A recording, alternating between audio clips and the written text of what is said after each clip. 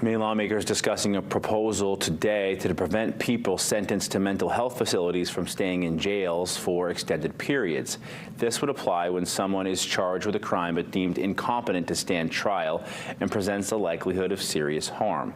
Current law requires the Department of Health and Human Services to take custody within 30 days of a court order. However, testimony indicated this deadline is frequently exceeded, leaving individuals waiting in jails for hospital placement. While the bill originally called for an immediate transfer, an amendment was added at today's work session to give a 7-day limit, also requiring the department to promptly implement a transfer plan.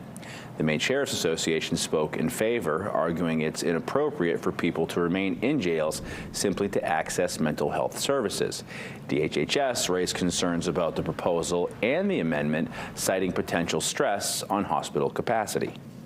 Hospitals need to ensure that they have the capability, which really means staffing beds to safely manage patients.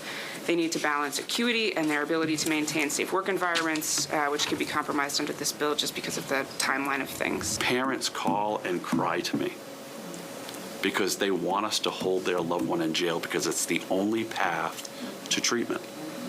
That's wrong. Yeah. We shouldn't be treating people as criminals only to get them mental health services. This is coming from a cop.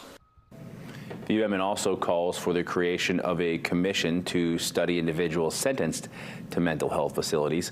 Lawmakers in committee had questions for people who weren't present at the work session and decided to table the bill.